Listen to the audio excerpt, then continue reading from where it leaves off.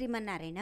ఈరోజు ఈ వీడియోలో మనం శ్రీరామాయణంలోని బాలకాండలో ప్రశ్నలు జవాబుల్లో 5వ భాగంలో మనం ప్రశ్నలు జవాబులు తెలుసుకుందాం. జై శ్రీరామ్. మొదటి ప్రశ్న, యాగం పూర్తి అయిన తర్వాత విశ్వామిత్రుడితో రామలక్ష్మణులు ఏ ఆశ్రమానికి వెళ్ళారు?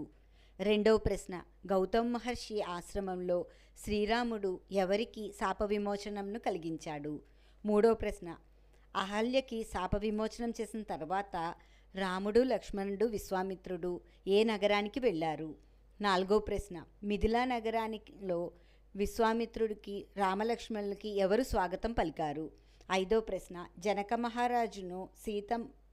మహారాజుకు సీతమ్మ ఎక్కడ దొరికింది? ఇప్పుడు ఈ 5 ప్రశ్నలకు జవాబులు తెలుసుకుందాం. యాగం పూర్తి అయిన తర్వాత విశ్వామిత్రుడు రామలక్ష్మణులు కలిసి గౌతమముని ఆశ్రమానికి వెళ్ళారు. రెండో ప్రశ్నకి జవాబు, గౌతమ మహర్షి ఆశ్రమంలో శ్రీరాముడు అహల్యకి శాప విమోచనం కలిగించాడు.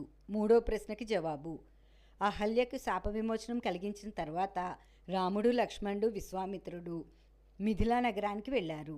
నాలుగో ప్రశ్నకి జవాబు, మిథిలా నగరంలో విశ్వామిత్రుడు రామలక్ష్మణులకు జనక మహారాజు, ఆయన మంత్రి సత్తానందుడు స్వాగతం పలికారు. ఐదో ప్రశ్నకు జవాబు, జనక మహారాజుకు సీతమ్మ వారు భూమిని తవ్వుతున్నప్పుడు భూమిలో లభించింది. ఈ వీడియో మీకు నచ్చితే నా వీడియోని షేర్ చేయండి, లైక్ చేయండి.